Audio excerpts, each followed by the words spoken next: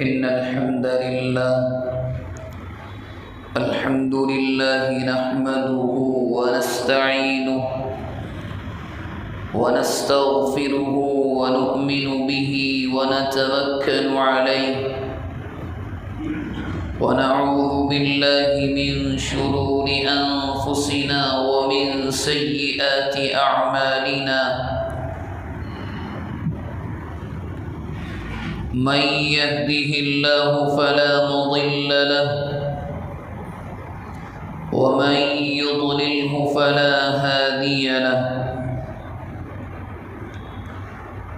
ونشهد أن لا إله إلا الله وحده لا شريك له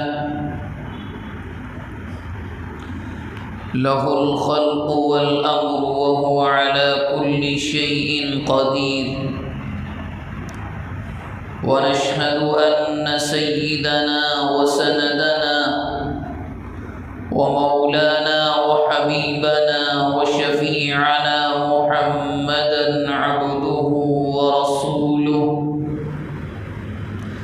صلى الله عليه وعلى آله وأهل بيته وأزواجه وأصحابه وذرياته وبارك وسلم تسليما كثيرا كثيرا.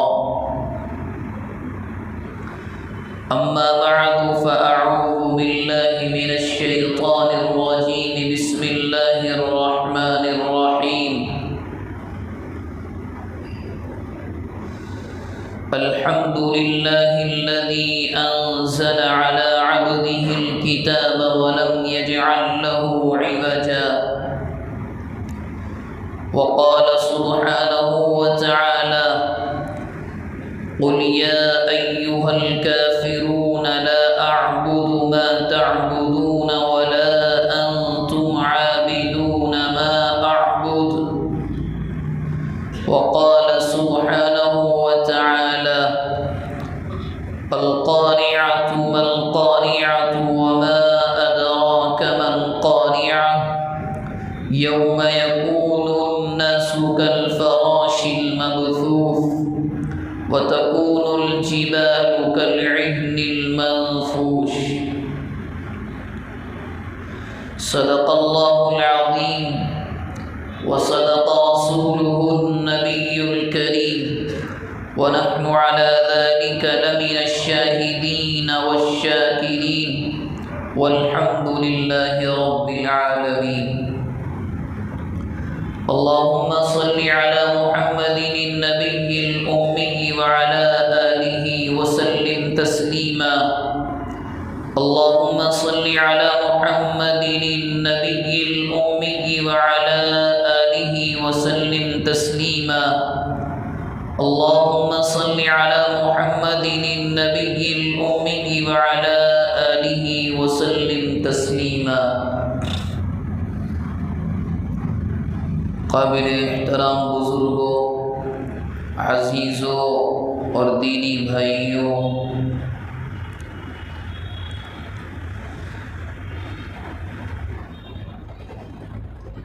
تین یا 4 مہینے سے ہمارے اور آپ کے درمیان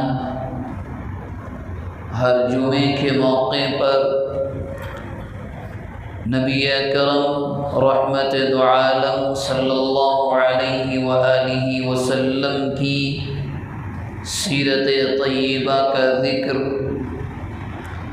اور آپ کی حیات مبارکہ کا تذکرہ چل رہا ہے، اور آپ کی سیرت کا ذکر و تذکرہ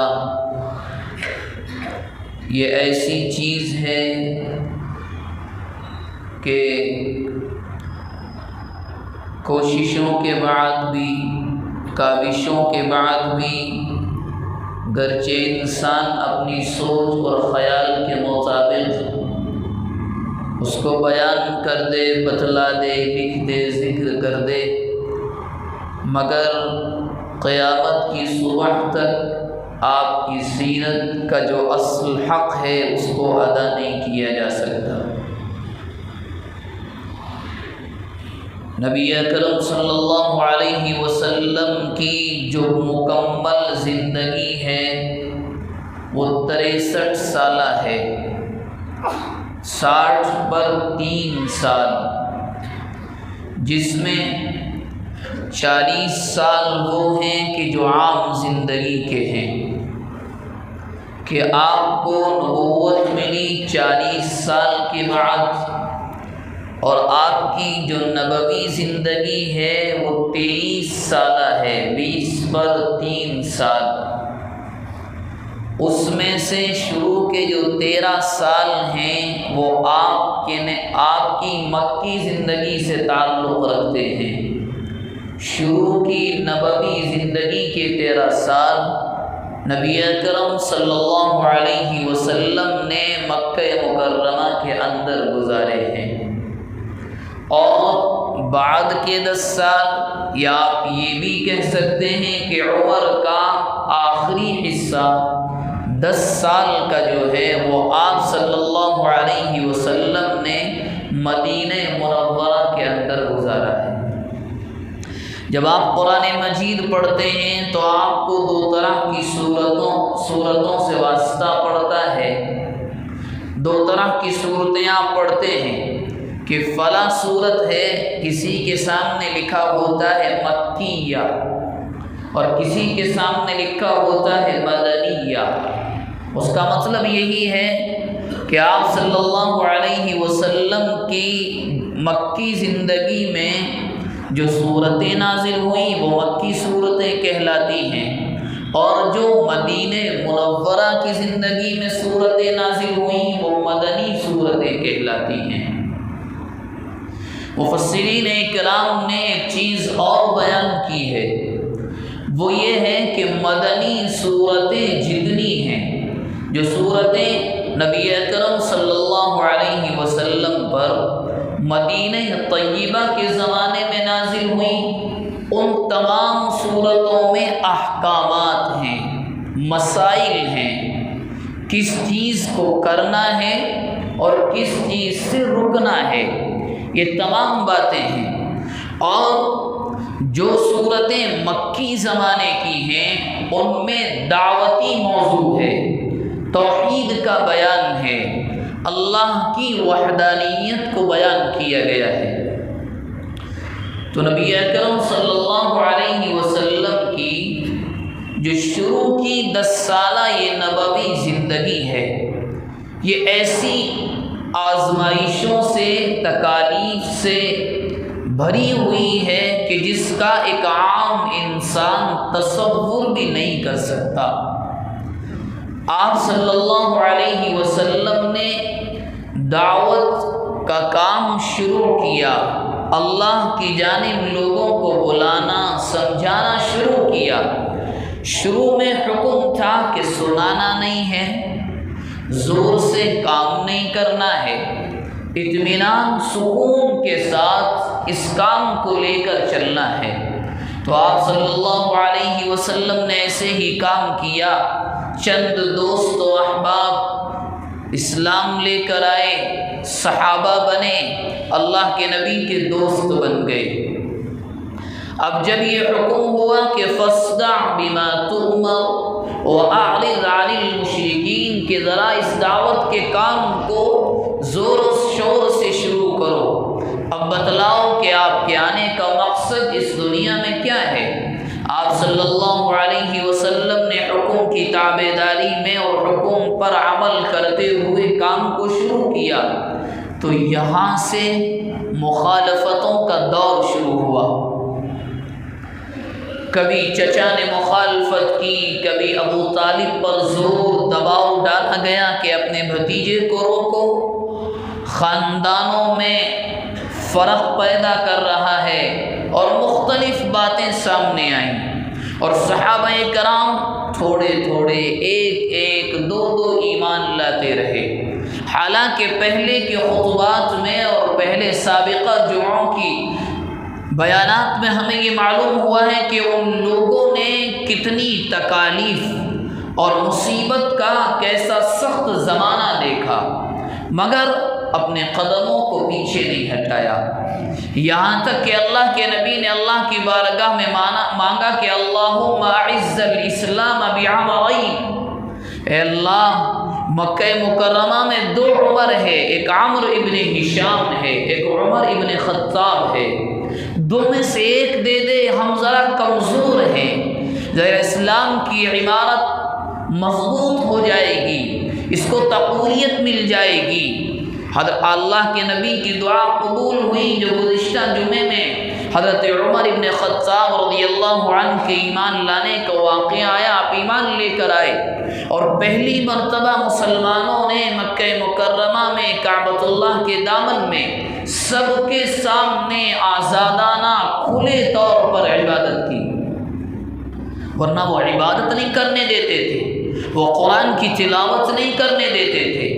حضرت عمر نے اعلان کیا کہ جس کو اپنا نقصان کرانا ہو، بچوں کو یتیم کرانا ہو، عورتوں کو بیوہ بنانا ہو، ماں باپ کا غم دینا ہو، تو آؤ روکو، ہم آزاد ہیں۔ یہ پہلا موقع ہے مکہ مکرمہ میں اللہ کے نبی بننے کے بعد کہ مسلمانوں نے سب کے سامنے آزادانہ عبادت کی ہے۔ خیر، مکہ مکرمہ میں ایک عجیب کیفیت پیدا ہوئی کہ عمر بھی ہاتھ سے نکل گیا، لوگ حیرت میں تھے یہ کیا ہوا؟ پہلے حمزہ چلے گئے، اب عمر چلے گئے، نہ جانے آئندہ کون ایمان لے کر آئے، ایسا ہوتا رہا تو ہم کمزور پڑ جائیں گے۔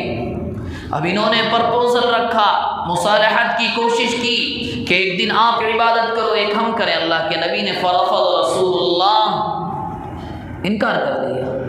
اسلام تو ایک صاف شفاف مذہب ہے، کسی ملغوبے کا نام نہیں ہے، کسی نعوذ باللہ مکسچر کا نام نہیں ہے کہ جہاں شرک بھی چلے گا توحید بھی چلے گی، جہاں جھوٹ بھی چلے گا سچ بھی چلے گا، جہاں حق بھی ہوگا باطل بھی ہوگا۔ نہیں نہیں، اسلام تو صاف ستھرا مذہب ہے۔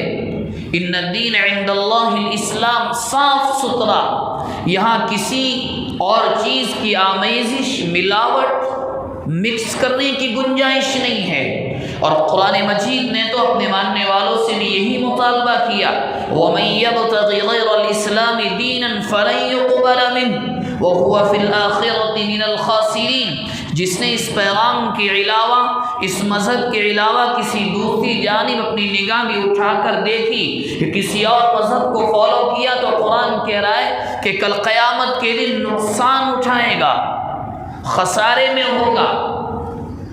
خیر، حضرت عمر کے ایمان لانے کے بعد کیفیت عجیب ہوئی۔ اب انہوں نے مشورہ کیا کہ کوئی اور کام کریں، یہ کیسے ہوگا؟ یہ تو سلسلہ محمد نے جو شروع کیا ہے بڑھتا جا رہا ہے، کوئی لمٹ نہیں ہے، روزانہ کوئی نہ کوئی ہم میں سے اسلام میں داخل ہو جاتا ہے، اور وہ کہتے تھے بددین بن جاتا ہے۔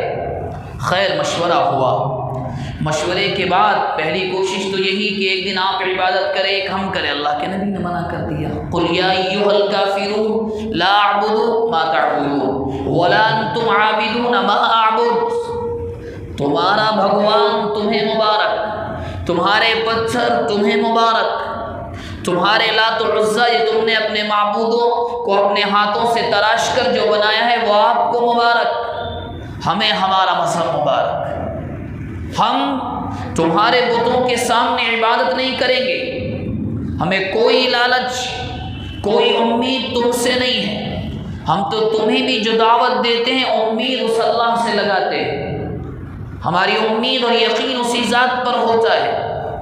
ابھی یہ بات بھی نہیں چلی، ابو جہل ملعون نے پھر ایک الزام لگایا اور اللہ کے نبی سے آ کر کہا کہ تم اپنے آپ کو اتنا صاف اور شفاف کہتے ہو، تم تو ہمارے خداؤں کو گالی دیتے ہو، برا بھلا کہتے ہو۔ اللہ کے نبی نے فرمایا، ہمارا مذہب تم کیا الزام لگا رہے ہو؟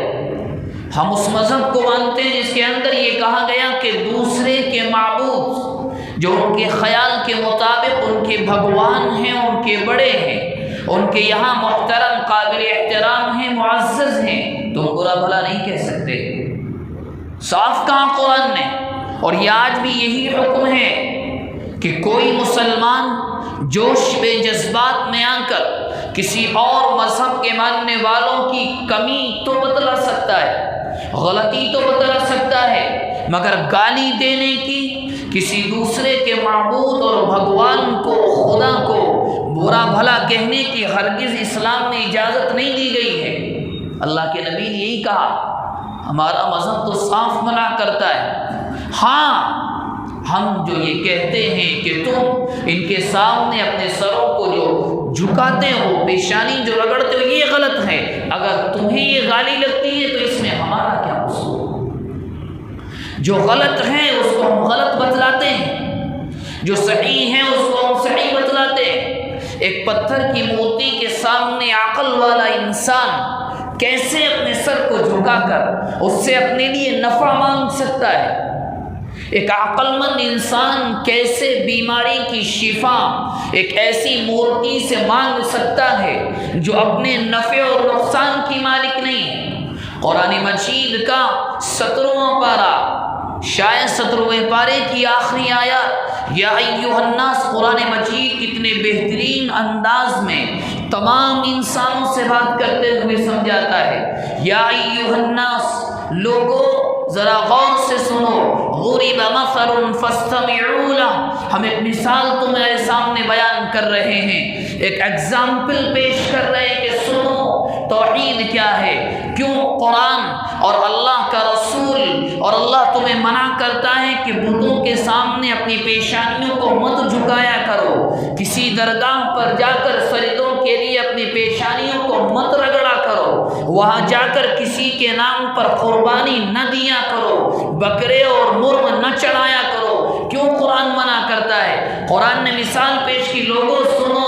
ضرب مثل فاستمعوا لہ، یسلبهم الذباب شیئا لا یستنقذوہ منہ۔ قرآن سمجھانا چاہ رہا ہے کہ لوگوں سنو، تمہیں سمجھ میں نہیں آتا، ہم اور نیچے اتر کر آئیں گے، ہم آپ کو سمجھانا یہ چاہتے ہیں۔ ایک مکھی جو فضاؤں میں اڑتی ہے، ایک مچھر جو فضا میں اڑتا ہے، اگر وہ آ کر کسی مورتی کے پاس یا اوپر جو کھانا چڑھایا گیا ہے اس پر آ کر وہ بیٹھ جائے اور اس کھانے میں سے چھوٹا سا ذرہ لے کر جانے لگے، اس پتھر میں یہ طاقت نہیں ہے کہ اس کھانے کو اس چھوٹے سے مچھر یا مکھی سے چھین سکے، تو تمہیں کیسے نفع یا نقصان یہ پہنچا سکتے ہیں؟ قرآن نے سمجھایا بڑے پیارے انداز میں، شیئا لا یستنقذوہ منہ، اور قرآن نے کتنے پیارے الفاظ استعمال کیے، ضعف الطالب والمطلوب۔ قرآن کا افسوس ہوتا ہے، قرآن کا اشارہ یہ کہ دیکھو لوگوں، افسوس ہوتا ہے، ضعف الطالب والمطلوب، یہاں تو عابد اور معبود کتنے کمزور ہیں، عبادت کرنے والا بھی کتنا بے وقوف ہے، اور دیکھو جس سے مانگا جا رہا ہے وہ کتنا مجبور ہے، وہ کچھ کر نہیں سکتا۔ قرآن نے ایک مثال بیان کی ہے۔ اللہ کے نبی نے یہی کہا کہ ہم کیوں گالیاں دیں گے، ہم تو یہ کہتے ہیں جو تم کر رہے ہو یہ غلط ہے۔ حالانکہ یہ بات بھی یہاں جان لینا ضروری ہے، مکہ مکرمہ والے ذات الہیہ کے منکر نہیں تھے، اللہ کی ذات کے منکر نہیں تھے، وہ مانتے تھے اللہ ہے، مگر اس کی ذات کے اندر شریک کرتے تھے۔ کیا کہتے تھے؟ فرشتے یہ تو اللہ کی بیٹیاں ہیں، نعوذ باللہ، یہ جو مورتی، یہ پتھر کا ٹکڑا ہم نے تراش کر کھڑا کیا ہے، یہ تو اللہ کے یہاں مقرب ہے، خدا نے اس خدائی میں اس کو حصہ دے رکھا ہے۔ اللہ کے نبی نے یہی آ کر سمجھایا، وہ مالک تو ایک ہے، اس کی ذات، اس کی صفات میں کوئی شریک نہیں، وہ تو خود اپنے بارے میں کہتا ہم بے نیاز ہیں، ہمیں آپ کی پوری کائنات کی ضرورت نہیں، کائنات کو ہماری ضرورت ہے۔ یہ چال بھی ان کی فیل ہو گئی۔ اس کے بعد دوبارہ مشورہ ہوا، کیونکہ کفر اور باطل کا ہر زمانے کا مسئلہ یہ ہے کہ اگر آپ ان کی بات کو نہ مانو تو بدتمیزی پر اتر آتے ہیں، وہ انسانیت کے لیول سے نیچے آ جاتے ہیں۔ اب مشورہ ہوا تو ابو جہل نے ان گھروں کی نشاندہی کی، نشان لگایا گیا کہ کون کون سے گھر محمد کے گھر کے قریب ہیں، کون کون لوگ ہیں جن کے گھر محمد کے گھر کے قریب ہیں۔ سب کو بلایا اور بلانے کے بعد کہا تمہاری ذمہ داری یہ ہے کہ جو گھر کا کوڑا کرکٹ ہوگا، جتنی غلاظت ہوگی، وہ تمام کا تمام محمد کے دروازے کے سامنے ہونا چاہیے۔ روزانہ ہر صبح، ہر شام، ہر دوپہر۔ اور ظالموں نے وہ بھی شروع کر دیا، جو بھی کانٹا، کیڑا، غلاظت، پیشاب، پاخانہ، جانوروں کی گندگیاں، ان کے اندر کے جو غلیظ پھینکنے کے اعضاء ہوتے ہیں، وہ سب جمع کرتے اللہ کے نبی کے دروازے پر لا کر ڈال دیتے۔ اللہ کے نبی نے کچھ دن برداشت کیا، لیکن آپ بھی انسان تھے۔ خود اللہ کے نبی نے فرمایا انما انا بشر مثلکم، میں تو آپ میں سے ہوں۔ ایک دن زبان سے نکلا انسانیت کی بنیاد پر، اہذا حق الجوار، مکہ والوں میں تمہارا اپنا ہوں، ہم نے آ کر تمہیں یہ سمجھا دیا کہ ایک اللہ کو مانو، تم دشمن بن گئے۔ یہ انسانیت ہے۔ اللہ کے نبی کہہ رہے ہیں اہذا حق الجوار، کہ یہ پڑوسی کا حق ہے، کہ یہ پڑوس، کہ اس کو کہتے ہیں پڑوسی ہونا۔ اللہ کے نبی ان سے کہتے ہیں اہذا حق الجوار، میں نے کیا بگاڑا ہے تمہارا؟ کون سا تمہارا مال لوٹ لیا؟ کس کی عزت پر نعوذ باللہ ہاتھ میں نے ڈالا؟ کس کو ستایا؟ کسی کو آج تک زبان سے غلط لفظ میں نے نہیں کہا۔ یہ کس کا بدلہ ہے؟ وہ لوگ نہیں مانے۔ اب یہ ماحول گرم ہے اور گرم ہوتا جا رہا ہے، کیونکہ اللہ کے نبی نے صاف منع کر دیا ہم تمہارے بتوں کی عبادت کیوں کریں۔ خیر، ایک شخص ہے عقبہ ابن ابی معیط، اس نے ابو جہل سے کہا دیکھو یہ صحیح نہیں ہے، مکہ مکرمہ میں دو جماعتیں بن گئی ہیں، گرچہ ایک جماعت مسلمانوں کی کمزور ہی ہے مگر حالات اچھے نہیں ہیں، میں دعوت کا انتظام کروں گا، وہاں محمد کو بلاؤں گا، بیٹھ کر بات چیت کریں گے، اس مسئلے کا حل نکلنا چاہیے۔ اب اس شخص نے دعوت کی، اللہ کے نبی کو معلوم ہوا، آپ کو بتاؤ اس نے دعوت دی، آپ گئے، آپ نے انکار کر دیا، میں تیرا کھانا نہیں کھاؤں گا۔ اور ظاہر سی بات ہے اللہ کے نبی کیوں ایک مشرک کا کھانا کھائیں؟ اس زمانے کے لحاظ سے تھا، عربوں کے یہاں آج بھی آپ جائیں اور کھانے سے انکار کر دیں، وہ اپنے لیے سب سے بڑی بے عزتی سمجھتے ہیں کہ مہمان نے کیوں انکار کر دیا بغیر کسی وجہ کھانے کا۔ اس کا ایک واقعہ قرآن مجید نے پیش کیا ہے، حضرت ابراہیم علیہ السلام کے یہاں جب وہ فرشتے مہمان بن کر آئے تھے تو حضرت ابراہیم نے کیا کیا، وہاں ایسے ہی ہوتا ہے، عربوں کے آپ مہمان بنیں گے وہ آپ کو نہیں بتائیں گے، اور وہاں کھانا ناشتہ سب تیار ہو چکا ہوگا۔ حضرت ابراہیم نے ایک بچڑے کو ذبح کیا، اس کو بھون کر اس کا سالن بنا کر تیار دسترخوان لگا دیا گیا۔ حضرت ابراہیم کو معلوم نہیں ہے یہ فرشتے ہیں، آ کر کا چلیے، تو انہوں نے کہا تو اللہ کی مخلوق ایسی مخلوق ہیں جو کھانے پینے کی مجبوریوں سے پاک ہے، ہم نہیں کھا سکتے، یہ عربوں کا مزاج ہے۔ اب جب عقبہ ابن ابی معیط کی دعوت پر اللہ کے نبی نے انکار کر دیا، وہاں مکے کے بڑے بڑے سردار موجود، ابو جہل، ابو لہب، امیہ ابن خلف، ولید ابن مغیرہ، بڑے بڑے لوگ موجود، ان سب کی موجودگی میں اللہ کا نبی کہتا عقبہ ابن ابی معیط ہم آپ کا کھانا نہیں کھائیں گے۔ اس نے کہا محمد غلطی کیا ہوئی، ہم کیسے کھائیں آپ کا کھانا؟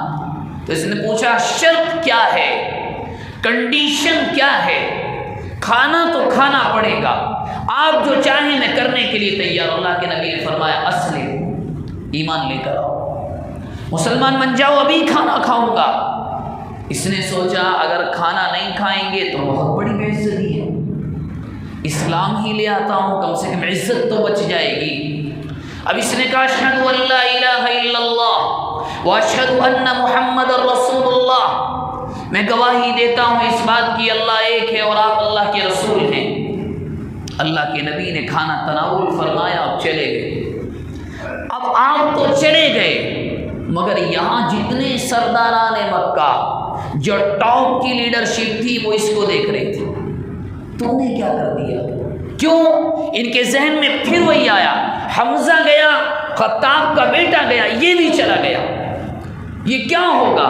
ہم روزانہ کمزور ہو رہے ہیں، عقبہ ابن ابی معیط بھی چلا گیا، یہ کیسے ہوگا؟ تو ولید ابن مغیرہ جو بوڑھا تھا اس نے کہا تم جاؤ، میں بات کرتا ہوں۔ اس ظالم نے اتنا مجبور کیا عقبہ ابن معیط کو اس بات پر کہ تو اسلام کو چھوڑ۔ اس نے کہہ دیا ٹھیک ہے، میں اعلان کرتا ہوں میں نے اسلام کو چھوڑ دیا، لیکن ان کو یقین نہیں آیا۔ ابو جہل نے کہا ہم اس وقت تک نہیں مانیں گے جب تک جا کر نعوذ باللہ محمد کے چہرے پر تھوک کر تو نہیں کہتا ہم نہیں مانیں گے، اور یہ تیار بھی ہو گیا ملعون۔ اللہ کے نبی صلی اللہ علیہ وسلم کعبۃ اللہ میں ہے یہ گیا، اور جانے کے بعد اس نے ایسا ہی کیا، تھوک کر کہا کہ ہم آپ کے مذہب کو نہیں مانتے، باقاعدہ کعبۃ اللہ کے دامن میں۔ آپ ایک منٹ کے لیے سوچیں، یہاں تو دین کا مسئلہ ہے، کوئی اگر آج ذرا انسانی طور پر ٹچ کر دے تو نگاہوں کے اوپر جو پیشانی ہیں اس میں سلوٹیں پڑ جاتی ہیں۔ وہاں اللہ کے نبی کے چہرے پر تھوکا گیا اور یہ کہا گیا ہم نہیں مانتے، اور یہاں نہیں رکے، اس کو انہوں نے اور چڑھایا، اور عقبہ ابن ابی معیط سے کہا کہ ایسا کرو، آج تک ہم غلاظت، پاخانہ، پیشاب، کوڑا کرکٹ ہم اس کے دروازے پر ڈالتے تھے، اب تم ایک کام کرو، جو جانور کی غلاظت ہوتی ہے اس کے اندر کی خراب چیزیں ہوتی ہیں، جب محمد عبادت کرتا ہو تو اس کے سر پر ڈال کر آؤ۔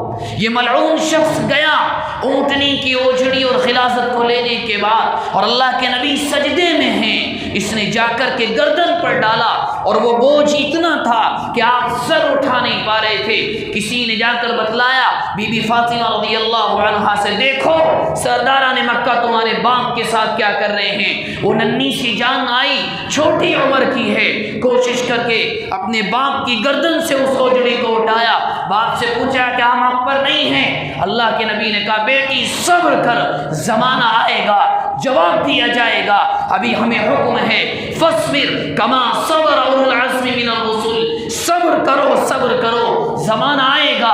اذن للذین یقاتلون بانہم ظلموا ان اللہ علی شیء لقدیر، زمانہ آئے گا ہم اجازت دیں گے، ابھی ہم آپ کو آزمانا چاہتے ہیں۔ اور اللہ کے نبی کے کاندھوں پر وہ اجڑی ڈالی گئی، آپ اٹھے نکلے، وہاں سے پاک صاف کیا، گھر چلے گئے۔ یہ آزمائشیں ہیں مکہ مکرمہ کے دور کی کہ آپ کے کاندھوں پر ڈال دیا گیا، اور وہ ننھی سی جان جن کے بارے میں کہا گیا سیدۃ النساء اہل الجنہ، جنت کی عورتوں کی سردار، حسن اور حسین کی اماں جان، حضرت علی رضی اللہ عنہ کی زوج مطہرہ، چھوٹی سی عمر میں ہیں، آتی ہیں، آنے کے بعد سوچیں آپ آج باپ کو تکلیف ہو جائے، کانٹا لگ جائے، اولاد تڑپ جاتی ہے، اس چھوٹی سی بچی نے، اس چھوٹی سی جان نے کیا کچھ نہیں دیکھا ہوگا۔ اور ہمارے ہاں بڑا آسان سمجھتے ہیں، یہاں تو لوگ اپنی پرسنل عزتوں کے لیے بھیڑ جاتے ہیں، لڑ جاتے ہیں، جائیدادوں کے لیے کٹ جاتے ہیں، مگر دین کے لیے قدم بھی نہیں اٹھتا۔ اس کو تو ہم کب کا بھول چکے ہیں، اس کو تو کب کا ہم نے قرآن کی شکل میں غلاف میں لپیٹ کر طاقوں میں سجا دیا ہے، اس کو تو ہم کب کا چھوڑ چکے ہیں، کب کا۔ ہاں دین آتا ہے زبانوں پر، کب؟ جب کوئی ذرا دین سے تعلق رکھنے والا غلطی تو کرے، اس کے قدم تو پھسلے، پھر دیکھیں زبان کتنے فٹ لمبی ہو جاتی ہے، فتوے داغے جاتے ہیں، حالانکہ اگر دین کا اصلی مسئلہ ہے کسی کا ایک قدم نہیں اٹھتا، ایک قدم نہیں اٹھتا۔ اور یہ خالی یہ نہیں کہ صرف آپ ایک ڈپارٹمنٹ کو کہیں گے، ایک شعبہ زندگی کا ایسا ہے، ہر شعبے میں یہ حال ہے، ہر ڈپارٹمنٹ میں دین کے معاملے میں ہم 100% فیل ہیں، شاید آپ نہ مانیں، 100%۔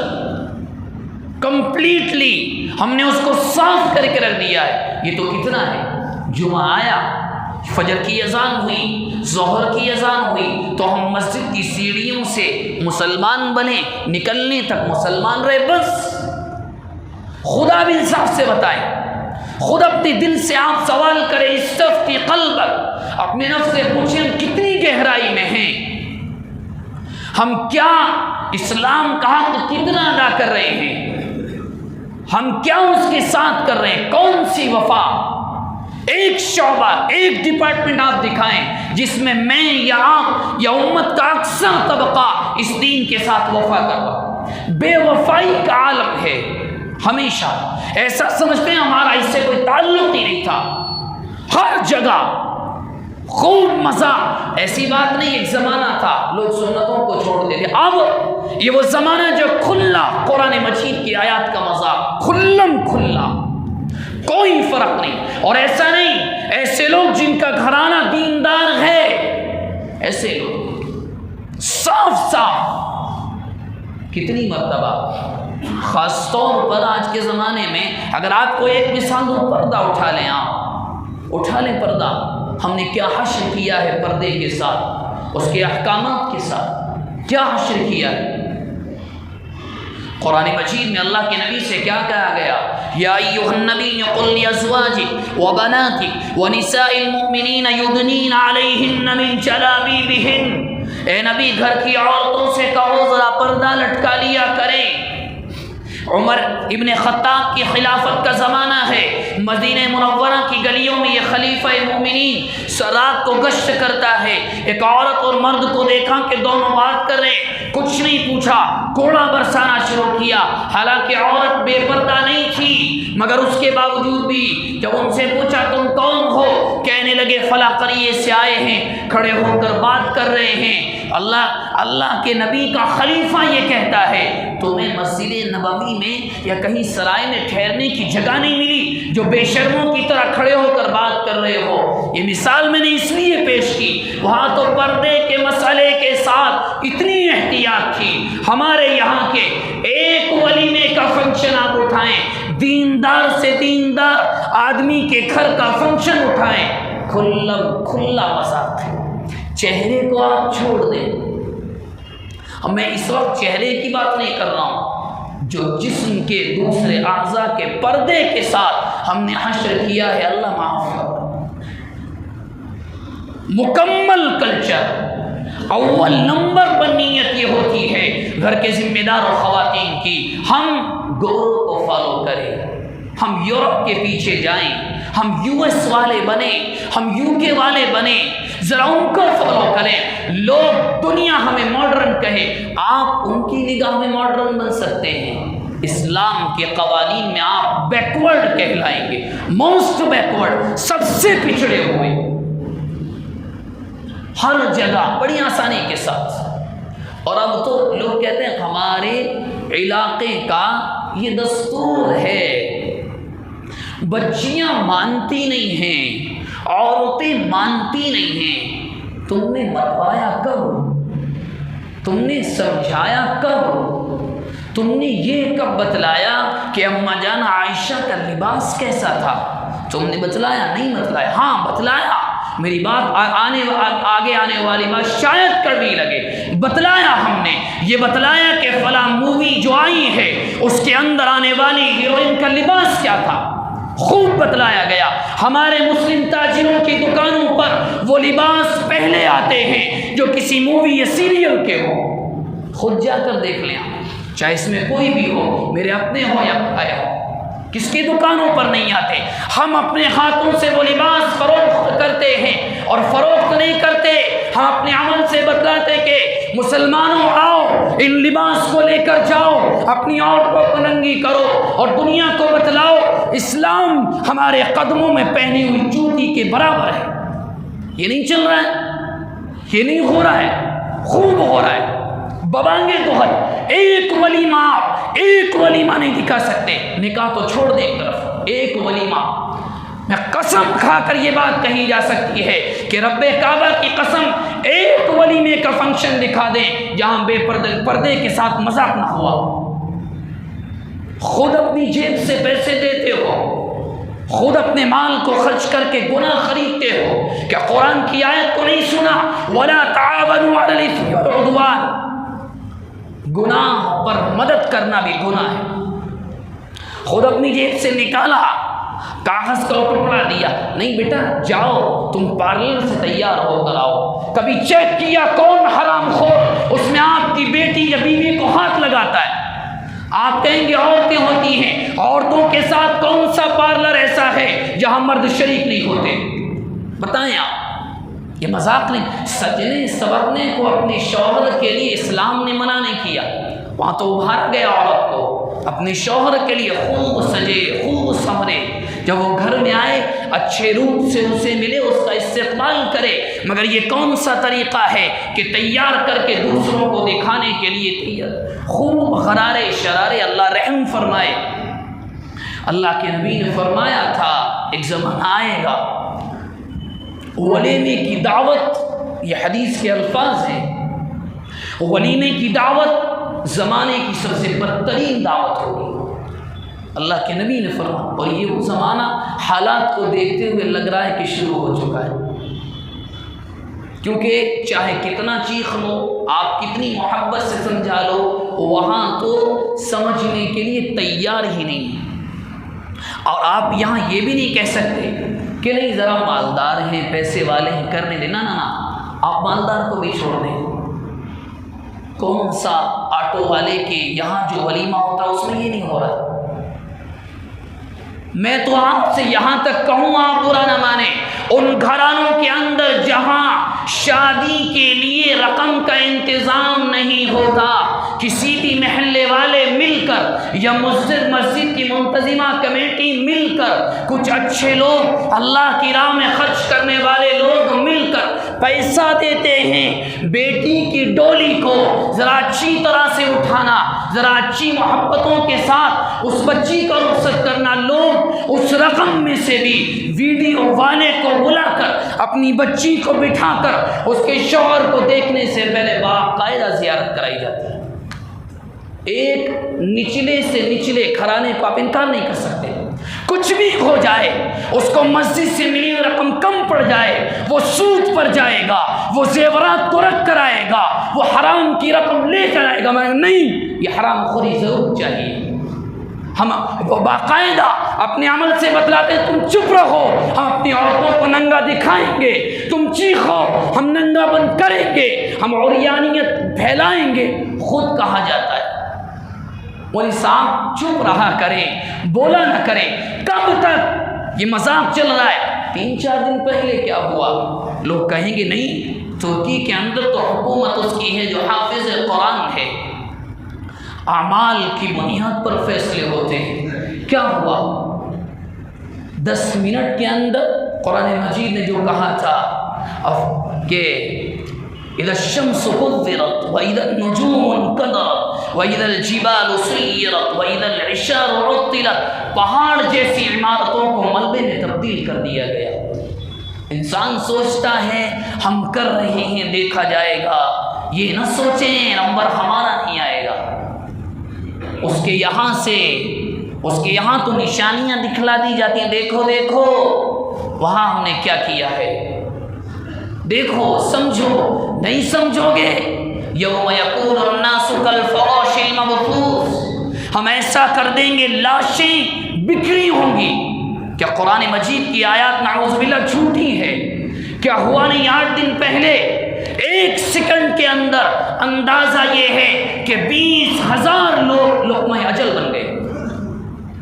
چیخ و پکار، دنیا کے بہترین ملکوں میں جن کا شمار ہوتا ہے، اعلیٰ ٹیکنالوجی کا استعمال جہاں پر ہوتا ہے، دنیا نے دیکھا ماں کے پیٹ سے بچہ پیدا ہوا مگر زلزلے کی بنیاد پر ماں نہیں بچ سکی، خاندان تباہ ہو گیا۔ نوزائیدہ بچہ ماں کے پیٹ سے نکل کر آیا، بچہ زندہ ہے، عمارت گرتی ہے، ایمبولینس کے اوپر ماں چلی جاتی ہے۔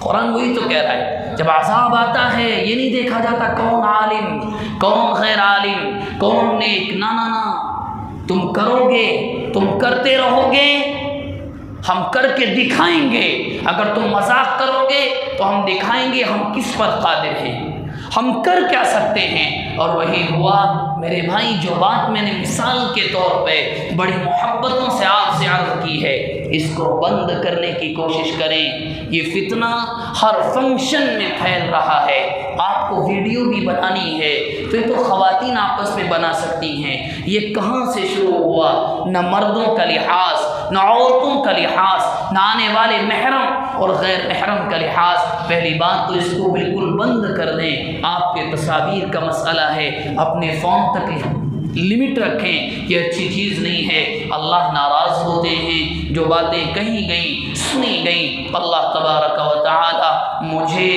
آپ کو، ہم تمام کو اخلاص نیت کے ساتھ عمل کرنے کی توفیق مرحمت فرمائے۔ وآخر دعوانا ان الحمد للہ رب العالمین۔